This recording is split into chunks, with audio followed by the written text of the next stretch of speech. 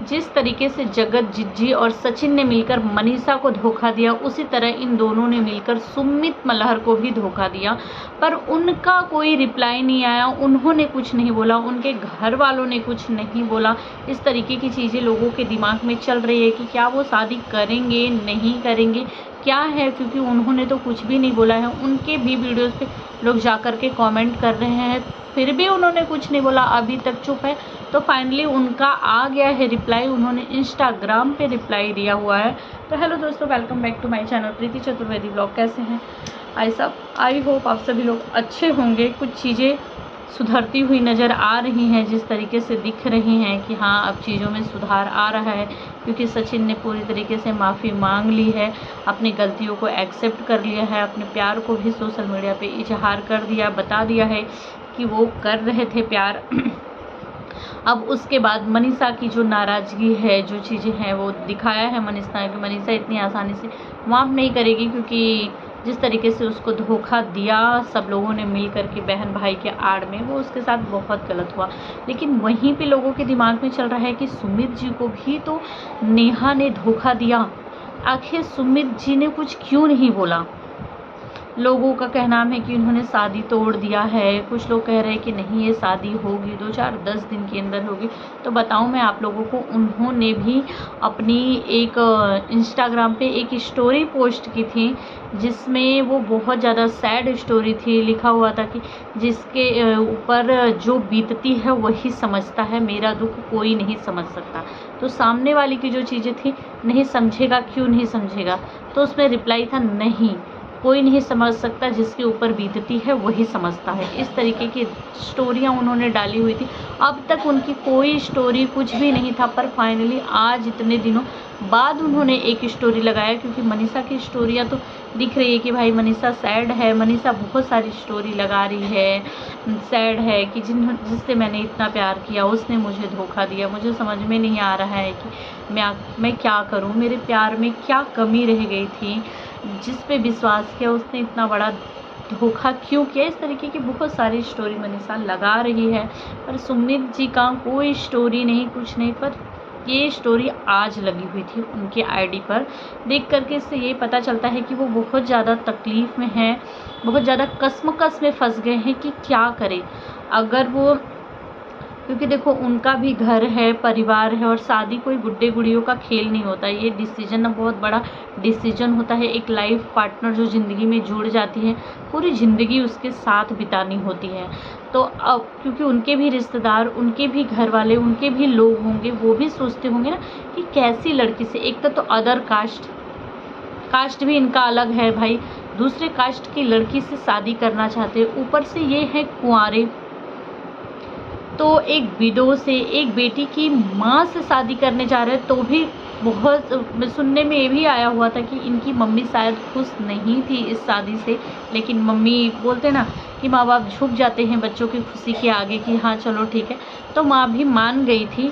पर रिश्तेदार हैं, अड़ोसी पड़ोसी हैं, कुछ चीज़ें तो चली ही होगी लोगों के दिमाग में, लेकिन फिर भी ये शादी कर रहे थे। तो जैसे ही पता चला होगा कि लड़की इस कैरेक्टर की है, उसने ये सारी चीज़ें की हुई है, किसी और को भी फंसा रखा है, तो कितनी बदनामी हो रही होगी उनकी, कितने तरीके की चर्चे चल रहे होंगे। तो भाई साहब, मैं आपको एक ही चीज़ बोलूँगी, अगर कभी गलती से आपको मेरी वीडियोस दिख जाए तो शादी का डिसीजन है, बहुत सोच समझ के लीजिएगा, क्योंकि अगर आप सच में कुंवारे हैं तो आपको बहुत सारी लड़कियां मिल जाएंगी। अगर आप में काबिलियत होगी, आप उस योग्य होंगे तो मिल जाएंगी। क्योंकि देखिए, जो सारी चीज़ें हुई ना, आपकी इंगेजमेंट होने के बाद भी गाइस इन लोगों की बातें हो ही रही थी। इन्होंने अपनी सुमित जी की रिंग निकाल दी थी और बोला था कि सचिन मैं तुम्हारी रिंग पहनूंगी, तुम मुझे रिंग लेकर दो, जैसा कि मनीषा ने अपने वीडियोस में बताया हुआ था। तो मतलब इस कदर से इनका जानूड़ी वाला मैसेज तो अब तक सभी लोगों ने देख लिया होगा कि इतना प्यार था इनके बीच में, इंगेजमेंट हो जाने के बाद भी। ये इस तरीके का वर्ड भी यूज करती थी कि उस चूतिए के साथ मैं वीडियो कभी नहीं बनाऊंगी, तुम भी मनीषा के साथ मत बनाना, उसमें है क्या, ऐसी चीज़ें। तो मतलब जो लड़की शादी से पहले ऐसे कर सकती है, तो शादी के बाद क्या करेगी? क्या वो घर परिवार को लेके जोड़ के चलेगी?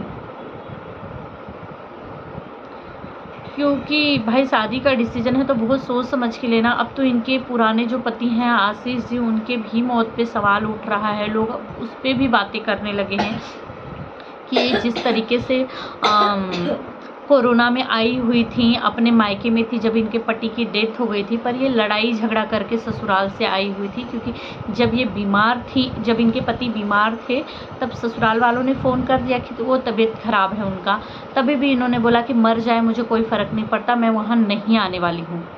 और सच यही हुआ कि मर गए और लास्ट दर्शन भी करने नहीं दिया इनके ससुराल वालों ने। जिस तरीके से बोलती है ना कि मुझे पता ही नहीं चला, मैं खड़ी ही रह गई, गाड़ी में लद करके चले गए करके, क्योंकि ससुराल वाले ने छूने नहीं दिया। क्योंकि इनके जो शब्द थे ना, जो ये शब्दों का यूज की थी, उससे कहीं ना कहीं ससुराल वाले भी हट थे। ससुराल वालों को भी इन्होंने बदनाम किया, सब कुछ किया, लेकिन उसी मरे हुए पति का सहारा लेकर के आज इतनी आगे बढ़ गई। हर दिन जिसको न छुई, न बीमारी की हालत में रही, न एक दिन भी सेवा की। बाद में इन्होंने बोला कि ये बीएड का एग्ज़ाम देने आई थी, तो कोरोना में कोई स्कूल कॉलेज कुछ भी नहीं खुला हुआ था, सब कुछ बंद था।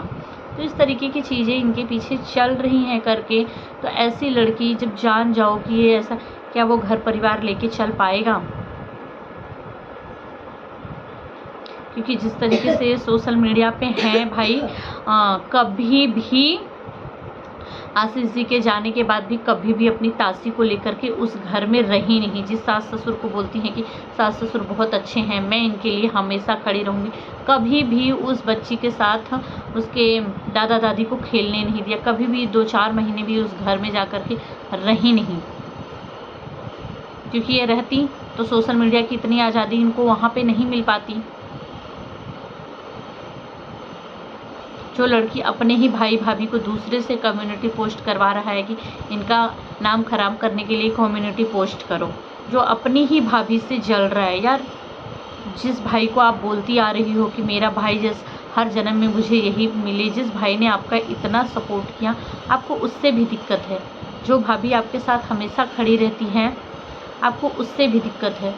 तो फिर क्या गारंटी है कि नए परिवार में आकर के इनको दिक्कत नहीं होगी?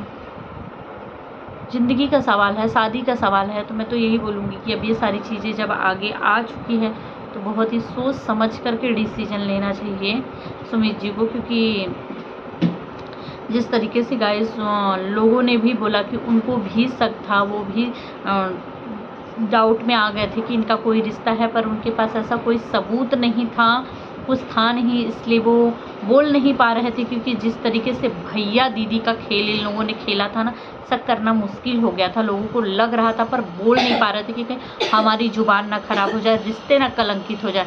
पर जिस तरीके से रिश्तों को कलंकित किया ना इन लोगों ने, विश्वास तो उठ ही गया है इन लोगों पे से। अब विश्वास बोलते ना, नाम कमाना बहुत बहुत समय जाता है, पर नाम बदनाम होने में ना समय नहीं लगता है। तो जो नाम कमाया था, आज उन्होंने सब कुछ उधेड़ फुधेड़ के रख दिया। खुद ही अपने नज़रों में शायद ये गिर गई होंगी। तो मुझे भी लग रहा है कि क्या होगा, करेंगे कि नहीं। आप लोगों को क्या लगता है कि सुमित जी इनसे शादी करेंगी? इतना सब कुछ जानने के बाद भी जिस तरीके का इनका कैरेक्टर आया है सामने, जिस तरीके की ये रही हैं, तो गाइस ये सारी चीज़ें हैं। मुझे कुछ भी पता चलता है तो मुझे ऐसा लगता है कि मुझे आप लोगों से शेयर करना चाहिए, जो मेरे वीडियोस ब्लॉग को डेली देखते हैं, मुझे इतना सपोर्ट करते हैं, इतने प्यारे प्यारे से कमेंट करते हैं, उसके लिए दिल से थैंक यू है। आप बस ऐसे सपोर्ट करते रहिए।